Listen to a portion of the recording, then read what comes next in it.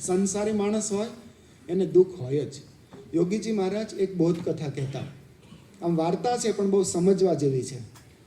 એક રાજા હતો, 35-40 વર્ષની એની ઉંમર, યુવાની, બીમાર પડ્યો. આ બીમારી એવી હતી કે એનો કોઈ ઈલાજ નહોતો. ઘણા બધા વૈદ્યો, હકીમો, એ જ સમયના ડૉક્ટરો બધાને બોલાવવામાં આવ્યા. એમની નાડી પરીક્ષા કરી, શરીર તપાસ કરી, પણ આ રોગ એવો હતો અસાધ્ય, જેને કોઈ દવા જ નહોતી. ડૉક્ટરોએ પણ હાથ ધોઈ નાખ્યા કે હવે આનો કોઈ ઉપાય નથી. બસ હવે તમે ઘડી બે ઘડીના મહેમાન છો. આ જીવલેણ રોગ તમને લાગુ પડ્યો છે, જીવ લઈને જ જવાનો છે. આ રાજા તો બહુ ચિંતામાં આવી ગયો કે મારે યુવાની છે, હજુ ઘણું જીવન જીવવાનું બાકી છે, અને આ જીવલેણ રોગ મને કોઈ સુખી કરે. એમણે રાજ્યની અંદર જાહેરાત કરાવી કે જે કોઈ મને સુખી કરશે એને હું મોં માગ્યું ઇનામ આપીશ. છે કોઈ મને સુખી કરનારો? આ જાહેરાત થઈ. બધા માણસો, જે ડૉક્ટરો જ હાથ ધોઈ નાખ્યા હોય ત્યાં બીજો આમ આદમી શું કરી શકે? પણ એ વખતે એક જ્ઞાની પુરુષ એની પાસે આવ્યો. અનુભવી હતો, સંસારી જ હતો, પણ અનુભવી. એમણે રાજાની પાસે આવીને વાત કરી, નાડી જોઈ કે તમને હું સુખી કરી દઉં.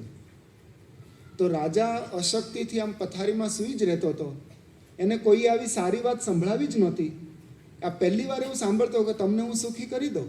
એ તરત બેઠો થઈ ગયો કે મારે શું સારવાર કરવાની, શું દવા, શું ટ્રીટમેન્ટ, શું? કે કોઈ ટ્રીટમેન્ટની જરૂર નથી, કોઈ દવાની જરૂર નથી. તો કે મને સુખી કઈ રીતે કરી શકશો? કે બસ તમારે સુખી માણસનું શર્ટ પહેરવાનું. તમે સુખી માણસનું શર્ટ પહેરશો ને એટલે તમે પોતે સુખી થઈ જશો અને તમારા દુઃખ માત્ર ટળી જશે. તો બહુ રાજી થયો. આટલો સરળ ઉપાય, અને અત્યાર સુધી કોઈએ મને સમજાવ્યું નહીં, કોઈએ વાત પણ ન કરી. તરત જ તાળી પાડીને એના સેવકોને બોલાવ્યા કે જલ્દી જાઓ, સુખી માણસનું શર્ટ લઈ અને જે વહેલો આવશે એને આપણે ઇનામ આપશું. હવે તો આ નીકળી પડ્યા સેવકો, કોઈ પૂર્વમાં, પશ્ચિમમાં, ઉત્તરમાં, દક્ષિણમાં. હવે તો સ્પર્ધા હતી, કોમ્પિટિશન હોય એટલે કામ વહેલું થાય. એટલે જલ્દી આ સેવકો પહોંચ્યા કે હું જલ્દી લઈને આવું. આ સેવકો નીકળ્યા. સવારનો સમય, રસ્તામાં જોયું તો એક બહુ જ આમ સુખી માણસ ચાલ્યો આવતો હતો. અને એને આમ જોઈને જ ખ્યાલ આવી જાય કે આના જેવો સુખી માણસ કોઈ જ નહીં હોય. કારણ કે કપડાં એટલા અદ્ભુત પહેરેલા, મોંઘા દાટ કપડાં, શરીર પર ઘરેણા, 500 ગ્રામ જેટલું તો સોનું હશે, બધું નાક કાન ગળાનું બધું ગણીએ તો. આના જેવો સુખી માણસ બીજો કોણ મળે? અને પાછો આમ મોઢા ઉપર પણ એવું લાગે કે ખરેખર આ કંઈક પામેલો છે. એને જઈને વાત કરી, તમારું શર્ટ આપો ને. કે કેમ? કે રાજાને જોઈશ. કહો રાજા માગે તો આપવાનું છે ને, શર્ટ આપી દો. કાઢવા તૈયાર થયો. સેવકે બીજો પ્રશ્ન પૂછ્યો કે આમ તમે સુખી છો ને? કે ના, તને લાગે છે હું સુખી છું, પણ મારા અંતરમાં પૂછો તો અહીંયા તમે છાતી પર તપેલી મૂકો ને દાળ ચોખા સાથે, તો તરત જ ખીચડી બફાય જેટલું હૈયું ધગે છે. કે કેમ, તમને શું પ્રશ્ન? કે મારા સગા ભાઈ સાથે અણબનાવ, કુસમ, અબોલા, અને અત્યારે હું કોર્ટમાં જ જાઉં છું આ ભાઈ વિરુદ્ધ ફરિયાદ કરવા માટે કે તારું શર્ટ કામમાં નહીં રહેવા દો. આગળ ગયા, બીજો માણસ 4 ઘોડાવાળી બગીમાં ફરવા નીકળેલો. એટલે અત્યારે આમ રોલ્સ રોય ને મર્સિડીઝ કારમાં નીકળે ને એવો સુખી માણસ કહેવાય. એને ઉપર કે ઉભા રહો, તમારું શર્ટ આપો ને, અમે રાજાના માણસો છે અને રાજાને તમારા શર્ટની તાત્કાલિક જરૂર છે, જલ્દી આપો. કેમ? શર્ટ રાજા માગે તો આપી દો, પણ તમે સુખી છો ને? કે સુખને ને મારે 12મો ચંદ્રમાં. સુખ, મેં સુખ શું કહેવાય? I haven't seen 6 happy days in my life. મેં 6 દિવસ સુખના જોયા જ નથી. તારું શર્ટ પણ કામમાં ના આવે, રહેવા દો. આગળ ગયા, ત્રીજો માણસ મળ્યો, એક મંત્રી મળ્યો. મંત્રી રાજાનો જ માણસ કહેવાય. એને કહ્યું તમારું શર્ટ આપો, જલ્દી રાજાને જરૂર છે, ઇમરજન્સી. શર્ટ આપવા તો તૈયાર થયા, પણ તમે સુખી? હજી કહે તો હું તો મંત્રી છું, સામાન્ય મંત્રી છું, મારે તો આખર ચક્રવર્તી રાજા બનવાના સંકલ્પો છે. જો હું ચક્રવર્તી આ રાજા મરે ને હું જીવું તો હું જ રાજા થવાનો છું. એ થાવ ત્યારે મને સુખ શાંતિ મળે. જેટલા માણસો મળ્યા બધાને કોઈને ને કોઈને પ્રશ્નો જ હતા. કોઈને પ્રશ્નો જ. સંધ્યા સમય થવા આવ્યો, આવો સમય હશે, એ વખતે એક માણસ જોયો. એ વ્યક્તિ જોઈ અને બહુ રાજી થઈ ગયા. મોઢા ઉપર આમ અખંડ આનંદ હોય એવી આપણને રેખાઓ દેખાય. એ નદીમાં સ્નાન કરતી હતી. સ્નાન કરવા માટે જતી હતી એટલે એમને થયું કે દર વખતે આપણે પૂછીએ શર્ટ આપો, પછી પૂછીએ કે તમે સુખી છો ને. અમને પહેલો જ પ્રશ્ન તમે સુખી છો ને, પછી આગળ પ્રશ્ન બીજો પૂછશું તમે સુખી છો ને, કે હા. કે તમને ક્યારે મૂંઝવણ કે મૂંઝવણ મેં ક્યારે જોઈ જ નથી. તમને ક્યારે હતાશા આવી હોય, ક્યારે ઉદ્વેગ થયો હોય, મૂંઝવણ થઈ હોય, કે મૂંઝવણ હતાશા જે નામ આપો મને કાંઈ ખબર જ નથી. મારી ડિક્શનરીમાં મૂંઝવણ જેવું કંઈ છે જ નહીં. કે અમે તમારી જ શોધ કરતા હતા કે કેમ કે રાજાને તમારું શર્ટ જોઈએ છે, શર્ટ આપો ને. એને એમ કે આ શર્ટ કાઢીને સ્નાન કરવા માટે જતી હશે, શર્ટ મૂક્યું હશે. પેલો કે અમે ક્યાં શર્ટ પહેરીએ છીએ, અમે તો સંત છીએ. એ સંત હતા, એ તો શર્ટ પહેરતા જ નહોતા. આવું ઉપવસ્ત્ર ઉપર ઓઢે પણ શર્ટ તો હતું જ નહીં એની પાસે. પેલો રાજા કાગ ડોળે રાહ જોઈ કે હમણાં સેવકો આવે, હમણાં સેવકો આવે. સંધ્યા સમયે પાછા આવ્યા. પેલા તો એ શર્ટ મળે એટલે હું પહેરી લઈશ, સુખી થઈ જઈશ. પણ ખાલી હાથે આ પાછા આવેલા કે શર્ટ ના લાવે. તમને કોઈ શર્ટ આપનારો ન મળ્યો? કે શર્ટ આપનારો તો ઘણા મળતા પણ સુખી હોવો જોઈએ ને. પછી પેલા રિપોર્ટ આપે છે, 2 વાક્ય યાદ રાખવા જેવા છે કે જે શર્ટ પહેરે છે ને એ કોઈ સુખી નથી, અને જે તમે બહુ વહેલા સમજી જાઓ છો. જે શર્ટ પહેરે છે એ કોઈ સુખી નથી, અને જે સુખી છે ને ખુરશીમાં બેઠા છે, સ્ટેજ ઉપર બેઠે, કોઈ શર્ટ પહેરતા નથી. સંત સુખી સંસાર में. સંત સુખી છે અને આપણને કંઈ ને કંઈ પ્રશ્ન છે. અને એનું કારણ જ એટલું છે કે આપણે નક્કી કર્યું છે કે આપણા સુખના સંકલ્પો કેવા છે. તો એક તમારામાંથી જ કોઈએ મને વાત કરી છે, એની વાત કરું. એ શર્ટની કે સુખી માણસનું કે અમને કેવું સંસારી માણસને સુખ એટલે શું, એને નંબર આપ્યો 76543210. એટલે કે આ મોબાઈલ નંબર નથી, આ સુખનો નંબર છે. ફરી વાર 76543210. યાદ રહી જાય એવો છે, લાઈનમાં જ ચાલે. 76543210. એટલે શું સમજાવો. 7 એટલે 7 આંકડાવાળો પગાર હોય તો અમે સુખી. 7 આંકડાવાળો એટલે કેટલો થાય? ઓછામાં ઓછો 10 લાખ થાય ને. ઓછામાં ઓછો 10 લાખ પગાર હોય તો આપણે સુખી. 6 એટલે શું કે એમાંથી આટલો પગાર હોય પણ બચત થવી જોઈએ, 6 આંકડાવાળી બચત થવી જોઈએ. બધો પૈસો વપરાઈ જાય તો એ શું આનંદ. 5 એટલે શું? 5 બેડરૂમ વાળો બંગલો હોય. 5 બેડરૂમ વાળો, ભાઈ 2 રૂમ વાળો નહીં. અને મકાનમાં તો બધાને એવું જ છે. કોઈને 3 બેડરૂમ વાળો તો કે 1 બેડરૂમ હોય ને તો સારું પડે, મહેમાન આવે કંઈક આમ તેમ જરૂર પડે. દરેક મકાનની અંદર 1 રૂમ ઓછો જ પડે છે. કોઈ પણને પૂછો, અનુભવ છે, બધાને એવું લાગે. 2 રૂમ વાળાને પૂછો ને કે 1 રૂમ વધારે હોય ને તો સારું. 3 વાળાને પૂછો ને તો કે ચોથી એક હોય ને તો સારું પડે. કંઈક ને કંઈક હોય જ છે. તો 5 બેડરૂમ વાળો બંગલો જોઈએ. એમાં શું, અમારો રૂમ જુદો હોય, દીકરાનો જુદો હોય, બીજા દીકરાનો જુદો હોય, એક મહેમાન માટે અને એક આવી રીતે આમ ભગવાનનો પૂજા મંદિરને હોય, સારું પડે એમ. 5 બેડરૂમ વાળો બંગલો હોય. 4 વ્હીલ વાળું વાહન હોય, એટલે મોટર હોય એમ, એટલે આંગળી ઊંચી ના કરવી પડે. મોટર જોઈએ. આ શું, વરસાદ હોય તો બાઇક ઉપર ભીના થઈ જઈએ, કંઈ પ્રશ્ન નહીં. ઉનાળામાં ગરમી ના લાગે, શિયાળામાં ઠંડી ના લાગે, કાચ ચડાવી દેવાય, એસી કે હીટર ચાલુ કરી શકાય સિઝન પ્રમાણે. એટલે બધાને 4 આંકડો જોઈએ. 3 એટલે શું? 3 અઠવાડિયાની રજા, બસ એક અઠવાડિયું કામ કરીને 3 અઠવાડિયા બસ આપણી રીતે સમય જ્યાં વાપરવો હોય ત્યાં વાપરી તો મજા, તો સુખ, તો શાંતિ. પછી 2 એટલે કે 2 દીકરા હોય, આવા ગુણિયલ સંસ્કારી પુત્રો હોય તો અમે સુખી. એક પત્ની હોય, કૌંસમાં મૂંગી અને ડાઈ,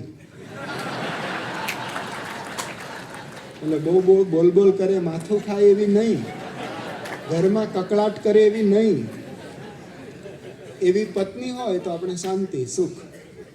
અને 0 એટલે પ્રશ્ન પેટી ખાલી હોય, કોઈ પ્રશ્ન જ ન હોવો જોઈએ, આટલું હોય તો અમે સંસારી માણસ સુખી. આ આપણી પરિભાષા છે, બરાબર. આ હોવું જોઈએ, હોય તો સારું, પણ એટલાથી જીવનની ઇતિશ્રી નથી, એ જીવનનું પરમ લક્ષ્ય નથી. એ સિવાય ઘણું બધું જોઈએ છે. પૂછો, આ બધું જ કોઈ કદાચ કોઈની પાસે હોય, આવું બહુ મુશ્કેલ છે, પણ કદાચ હોય તો પણ એના અંતરમાં કંઈક ખૂટે છે. એ કંઈક ખૂટે છે, એ અધ્યાત્મ તત્વ. અધ્યાત્મ તત્વ ખૂટે છે એટલે જ એના જીવનના પ્રશ્નો એ ચાલુ ને ચાલુ જ રહે છે, એ દુઃખ ચાલુ ને ચાલુ જ રહે છે. એટલા માટે આ ગોપાળાનંદ સ્વામીએ અને આ પરમહંસ સંતોએ આપણા પર બહુ જ મહાન ઉપકાર કર્યો છે. ઉપકાર એટલા માટે કે શ્રીજી મહારાજની લીલાઓ એમાં કેવળ સાંભળવાની જ છે, પણ છતાંય આપણને સુખનો અનુભવ કરાવે છે.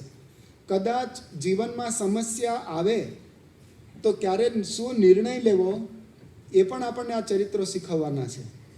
એટલે આપણને આ શ્રીજી મહારાજના ચરિત્રો સાંભળવાથી જે આનંદ અને અનુભવ થાય છે એવો બીજે ક્યાંય થતો નથી.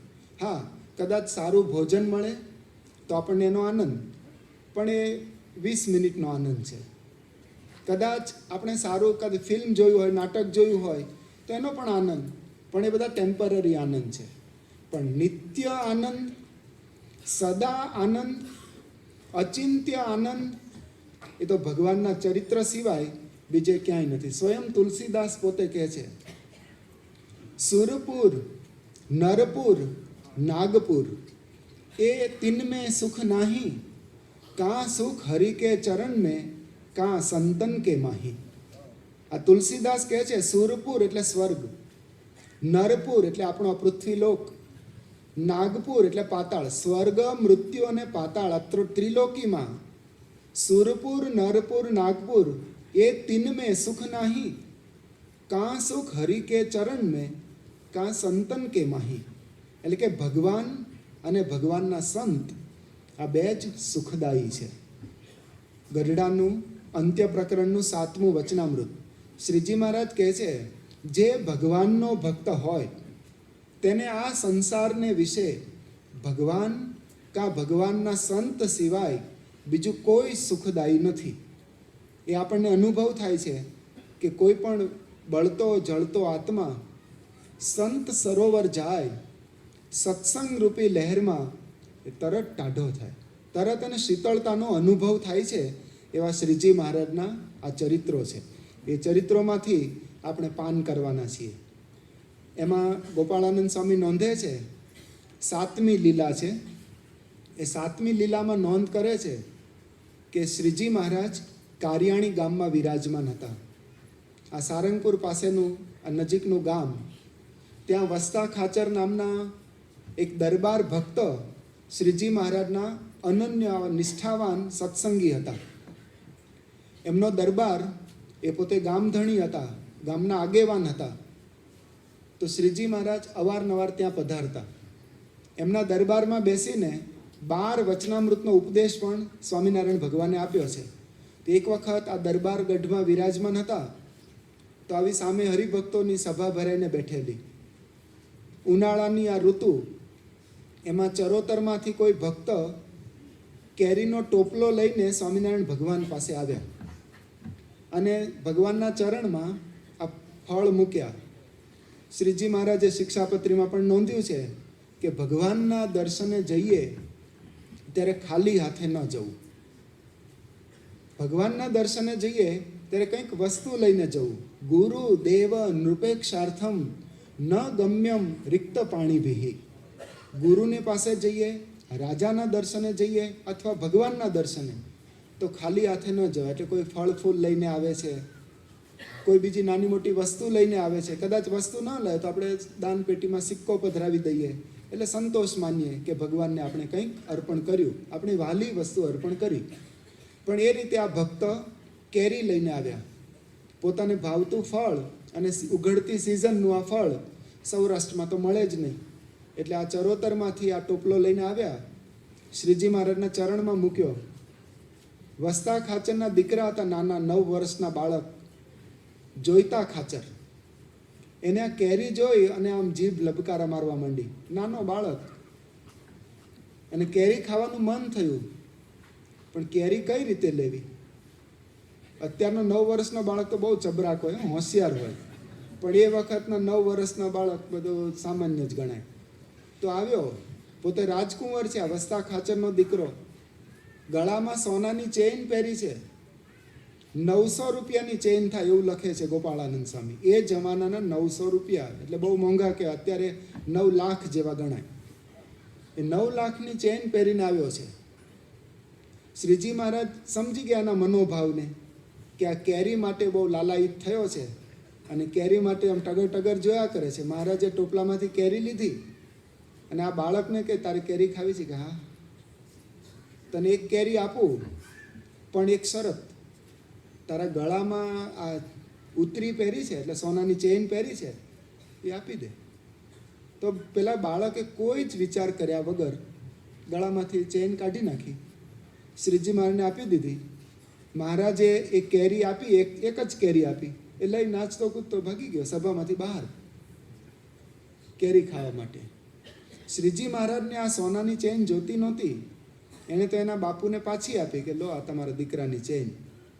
પણ મહારાજે સભાજનોને ઉપદેશ આપ્યો કે તમે બધાએ આ જોયું, બધાએ જોયું કે આ નાનકડો બાળક છે, એને સુવર્ણ શું કહેવાય કંઈ ખબર નથી, અને આ સોનાની ચેઇન પહેરી છે એ પણ કદાચ એને ખબર નથી, પણ એક કેરી માટે આ સોનાની ચેઇન આપીને જતો રહ્યો. બધા દરબારો હસવા માંડ્યા કે કેવો બાળક, બાળક બુદ્ધિ જ હોય ને, બાળકને તો એવું જ હોય. શ્રીજી મહારાજ કે તમારે પણ એવી બાળક બુદ્ધિ જ છે, તમારે પણ એવી જ છે બાળક બુદ્ધિ, કે અલ્પ વસ્તુ માટે આપણે મહાન વસ્તુનો ત્યાગ કરી દઈએ છીએ. અલ્પસ્ય હેતોર બહુ હાતુમ ઇચ્છન વિચાર મૂઢ પ્રતિભાસી મેત્વમ. તો આ વિચાર મૂઢ માણસો છે કે સામાન્ય વસ્તુ માટે આવી કિંમતી વસ્તુ છોડીને જતો રહે. એટલે આપણે બાળકથી જરાય વિશેષ નથી, એવી શ્રીજી મહારાજે વાત કરી. પછી સમજાવ્યું કે આ મનુષ્ય દેહ, એનાથી ઘણા બધા આપણે અસાધ્ય કામ કરી શકીએ, પણ લોકો આ 2 પૈસાની બીડી માટે કે નાના મોટા વ્યસન માટે આ મનુષ્ય દેહની કુરબાની આપનારા છે.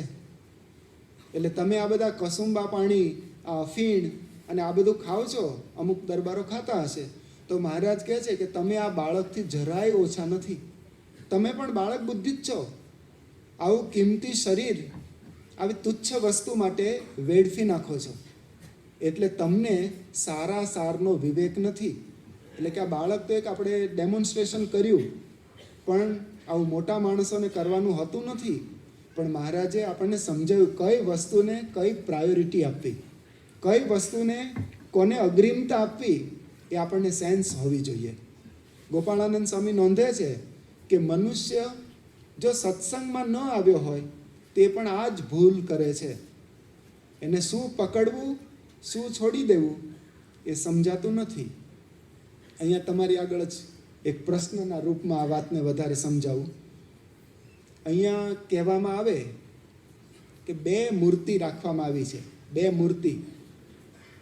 એમાં એક રામચંદ્ર ભગવાનની મૂર્તિ છે 5 કિલો વજનની, બીજી મૂર્તિ છે રાવણની, એ પણ 5 કિલો વજનની છે. રામ અને રાવણ 2 આમને સામને 2 મૂર્તિ તૈયાર કરી છે, અને એમાંથી એક તમને ભેટ આપવી છે.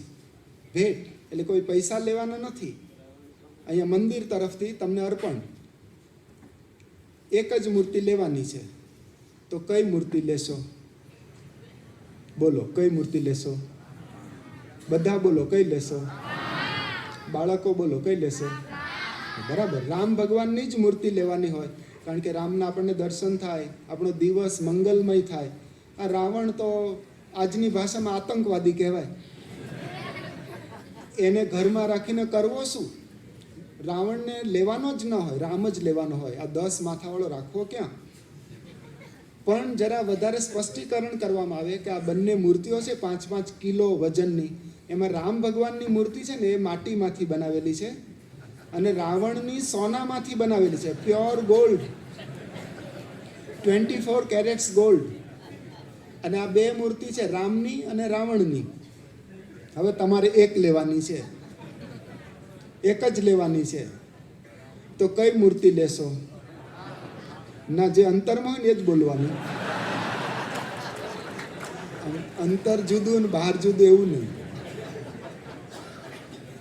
કઈ મૂર્તિ લેશો? ના ના, આપણે આપવાની નથી, આ તો સમજવા માટે છે. એટલે બધા બોલે છે રામ રામ, પણ અંતરમાં તો રાવણ રાવણ રાવણ. અંતરમાં તો એમ જ થાય છે રાવણ રાવણ રામ. પછી લોકો આપણને શું ઉપાય કે સ્વામી રાવણની જ લેવાય ને, રાવણની જ લેવાની હોય. અને પછી આપણે રામની બનાવી દઈશું. કોઈ રામની બનાવે નહીં, હા, કોઈ બનાવે નહીં. પણ જો આપણને ખબર છે કે આ સુવર્ણ એટલે બધા રામવાળા બધા રાવણ બાજુ આવી જાય, કે રાવણ જ લેવાનો હોય. એનું કારણ શું? આપણને ખબર છે સુવર્ણ શું કહેવાય. આ બાળકને ખબર નથી. બસ એટલે આપણે આ નિર્ણય લેવામાં આપણે ભૂલ કરીએ છીએ.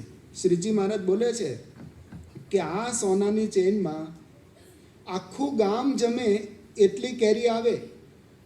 આખી સિઝન આખું ગામ જમે, એટલે કે ઉનાળાના 2-2.5 મહિના કેરીની સિઝન હોય ત્યાં સુધી આખું ગામ જમી શકે એટલી કેરી આમાં છુપાયેલી છે. પણ આ બાળકને ખબર નથી, એટલે આ ભૂલ કરીને જતો રહ્યો. એમ શ્રીજી મહારાજ કહે છે કે આપણે પણ એવી ભૂલ ના કરવી, એવી ભૂલ ના કરવી કે આપણે કિંમતી વસ્તુને એક તુચ્છ વસ્તુ માટે ગુમાવી દઈએ. એટલે કે આપણા જીવનની અંદર આધુનિક મેનેજમેન્ટ આપણને સમજાવે છે કે 4 પ્રકારના આપણા કાર્યો છે. કોઈ પણ માણસ પોતાના કાર્યનું લિસ્ટ કરે તેને 4 પ્રકારમાં વહેંચી શકાય, 5મો પ્રકાર જ નથી. અને આ અનુભવ કરવા જેવો છે કે અમુક કાર્ય આપણા જીવનના કેવા છે, બહુ જ અર્જન્ટ હોય અને ઇમ્પોર્ટન્ટ પણ હોય. તો પહેલી કેટેગરી છે અર્જન્ટ એન્ડ ઇમ્પોર્ટન્ટ.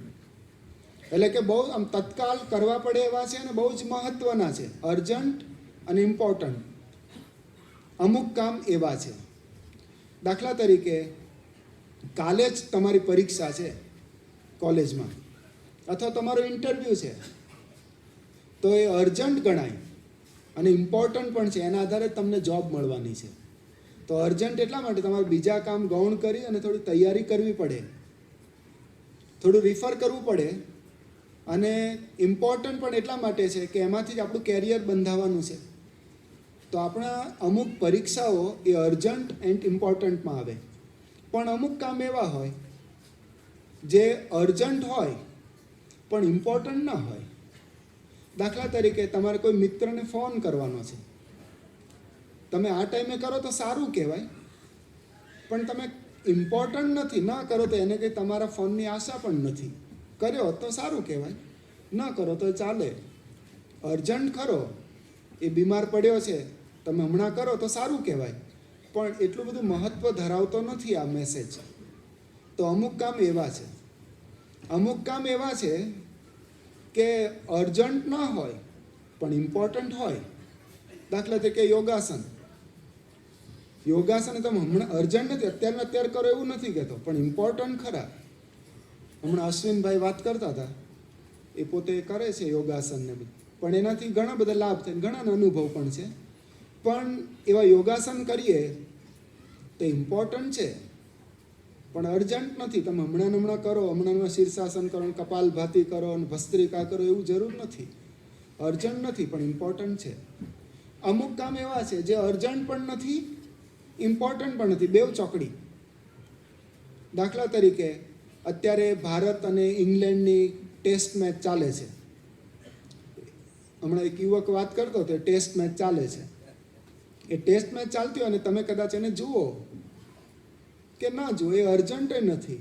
તમે બીજે દિવસ કદાચ ન્યૂઝપેપરમાં કે સ્કોર વાંચી શકો, તમને ઇન્ટરેસ્ટ હોય તો, કે શું થયું ગઈકાલે, તો હા ભાઈ થયું છે, આટલા રન થયા, આટલી વિકેટ પડી, અથવા ભારત જીત્યું, કે જે કંઈ હોય એ બધું તમે જાણી શકો. અને અર્જન્ટ નથી, ઇમ્પોર્ટન્ટ એને કદાચ તમે ન જાણો તો તમારે કંઈ ઊંધું ચત્તું થઈ જવાનું નથી. અને ભારત જીતે તો જે લોકોને, જે ટીમને પૈસા મળવાના હોય એને જ મળે, તમને એક પૈસો પણ મળવાનો, એક રૂપિયો પણ મળવાનો નથી. તો બરાબર, તો હવે આપણા કામને તમે લિસ્ટમાં મૂકો. તો અર્જન્ટ, ઇમ્પોર્ટન્ટ બેવ હોવા જોઈએ. એ પ્રાયોરિટીમાં પહેલું આવે. પછી અર્જન્ટ ન હોય પણ ઇમ્પોર્ટન્ટ હોય તો બીજું કેટેગરીમાં આવે. પછી ત્રીજું અર્જન્ટ હોય પણ ઇમ્પોર્ટન્ટ ન હોય તો ત્રીજામાં આવે. અને બેવ ચોકડીવાળા અર્જન્ટ પણ નથી, ઇમ્પોર્ટન્ટ પણ નથી. તો ઘણું બધું આપણી કાર્યશૈલી બદલાઈ જાય.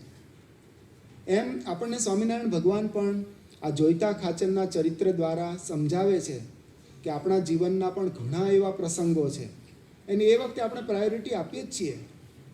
અને એના ઉપર તો આખા સિદ્ધાંત બધા મેનેજમેન્ટના ઊભા છે.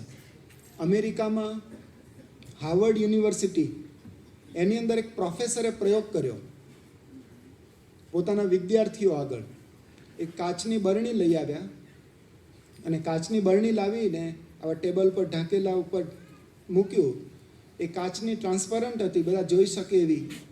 બધા વિદ્યાર્થીઓને પૂછ્યું કે મિત્રો, આ તમારી સામે એક બરણી મૂકું છું, આ જાર, એ બોલો ખાલી છે કે ભરેલી? બધા કહે છે કે આ તો ખાલી જ છે ને, કે આમ તો હવા ભરેલી એમ કહી શકાય, પણ આમ ખાલી. કે આમાં કંઈ વસ્તુ મૂકી શકું? ઓહ, પ્રેમથી મૂકો. એટલે પેલો આવા મોટા મોટા પથ્થર લઈ આવેલા, નીચે એક ટોપલી કાઢી અને આવા રફ સ્ટોન એક પછી એક આ બરણીની અંદર મૂકી દીધા. બરણી ભરાઈ ગઈ કાંઠા સુધી. પછી વિદ્યાર્થીઓને પૂછ્યું કે બોલો મિત્રો, હવે હું આમાં કંઈ મૂકી શકું? એટલે પાછા બધા ના પડે કે આ તો દેખાય છે આખી ભરાઈ ગઈ છે, મોટા મોટા પથ્થર અંદર આવી ગયા છે, હવે જગ્યા નથી. એટલે બધા ના પાડી કે ના, હવે ક્યાં જગ્યા છે. પેલા સાહેબે હવે નાના નાના પથ્થરની ટોપલી કાઢી, આવા નાના પથ્થર સોપારી સાઈઝના, અને સાઈડમાં ગેપ હોય તે એક પછી એક મૂકી દીધું, એ પણ સમાવી દીધા. વિદ્યાર્થીઓને પૂછ્યું બોલો મિત્રો, હવે હું કંઈ સમાવી શકું? તો વિદ્યાર્થીઓ ખોટા પડ્યા કે આપણે ના પાડીને આ સાહેબે તો ઘણા પથ્થર મૂકી દીધા, પણ તોય હવે કહ્યું કે આનાથી નાનું શું હોય. એટલે મોટા ભાગના વિદ્યાર્થીઓ એવું બોલ્યા કે ના, હવે ક્યાં જગ્યા જ છે. પેલા સાહેબે એક વાટકો કાઢ્યો રેતીનો, અને આમાં આમ નાખી અને થોડો હલાવતો જાય, અને બરણીની અંદર રેતીનો વાટકો પણ સમાવી દીધો. હવે તો આમ નક્કર દિવાલ જેવું લાગે, તમને આમ પ્લાસ્ટર વગરની, પણ આમ પેક દિવાલ એવું સરસ થઈ ગયું. કે બોલો હવે તમે કંઈ આમાં હું કંઈ સમાવી શકું? તો બધા ઊભા થઈને ના પાડી કે હવે તો અમે જગ્યા જ ક્યાં છે. પહેલાં પાણીનો લોટો ઉચક્યો, બહાર કાઢ્યો અને પાણી રેડ્યું. અને પાણી માટે તો એવું કહેવાય છે વોટર ફાઇન્ડ્સ ઇટ્સ વે. એને બહુ જગ્યાની જરૂર નહીં, તો આપોઆપ રસ્તો શોધી લે છે. એટલે અંદર પાણી પણ જતું રહ્યું. હવે વિદ્યાર્થીઓને થયું કે પાંચમી વસ્તુ કઈ હશે? મોટા પથ્થર, નાના પથ્થર, રેતી, પાણી. હવે સાહેબ કહે છે આ પ્રયોગ પૂરો થાય છે, હવે પાંચમી વસ્તુ નથી. હવે વિદ્યાર્થીઓને પ્રશ્ન થયો કે તો આપણે ના પાડીને ઘણું બધું સમાવી દીધું. પછી આ સાહેબ કહે છે કે આ પ્રયોગ હતો, હવે તમે શું શીખ્યા એ અમને કહો. જે તમને વિચાર આવ્યો હોય એ કહો. બધા વિદ્યાર્થીઓના મંતવ્યો લેવાના હતા. એટલે એક વિદ્યાર્થી એવું બોલ્યો કે આપણે જવાબ આપવામાં બહુ ભૂલા પડીએ છીએ. બરાબર, બેસી જાઓ. બીજો વિદ્યાર્થી કે આપણને દેખાય છે જુદું ને હોય છે જુદું. કે બરાબર, બેસી જાઓ. ત્રીજો કહે છે કે આપણે કોઈ પણ કામ પૂરું ન થાય ત્યાં સુધી અંતિમ નિર્ણય પર ન આવી શકીએ. બરાબર. એક વિદ્યાર્થી હતો, જરા આખા બોલો, સાહેબને સામે કે પહેલેથી કહેવું જોઈએ ને 4 વસ્તુ છે, જવાબ આપવાની ખબર પડે. ઊંધું ચત્તું એક એક બિલાડા કાઢો છો બહાર, એક એક પહેલેથી કહેવું જોઈએ. પણ એ સાહેબ કે બરાબર. કોઈ બીજો વિદ્યાર્થી બોલ્યો, પોતપોતાના મંતવ્ય આપ્યા, પણ જે સાહેબના મનમાં હતું ને એ કોઈ ના આપી શકે. પછી છેલ્લે સાહેબ બોલ્યા કે આનું કન્ક્લુઝન એવું કરવામાં આવે છે કે મારે તમને એટલું જ શીખવવાનું હતું કે આ 4 વસ્તુમાં ક્રમ અગત્યનો છે. પહેલાં મેં મોટો પથ્થર મૂક્યો છે, પછી નાનો, રેતી અને પાણી. ધારો કે મેં પહેલાં આવા નાના પથ્થર મૂક્યા હોત તો સંભવ છે કે એક મોટો પથ્થર હું ન સમાવી શક્યો હોત. મેં પહેલાં રેતી નાખી હોત આ બરણીમાં તો એવું બની શકે કે એક મોટો પથ્થર બહાર રહી જાત. એટલે આમાં ક્રમ અગત્યનો છે. એટલે પહેલાં મોટો, નાનો, રેતી અને પાણી. એમ એ તો એ યુનિવર્સિટીના પ્રોફેસરે પ્રયોગ તો પૂરો કર્યો, પણ જ્યારે પ્રમુખ સ્વામી મહારાજ પાસે આ વાત થઈ તો સ્વામી પણ બહુ સરસ આમ જીવનનું વિશ્લેષણ કરતા સમજાવ્યું. એ પ્રોફેસરે તો સિદ્ધાંત આપ્યો કન્સિડરેશન ઓફ પ્રાયોરિટી, એના ઉપર આખી વાત આપી દીધી કે કોને પ્રાયોરિટી આપવી. પણ સ્વામી આખું જીવન ઘડતર પર લીધું કે આપણા જીવનમાં પણ આવા 4 મહત્વના ભાગ સમાવવાના છે.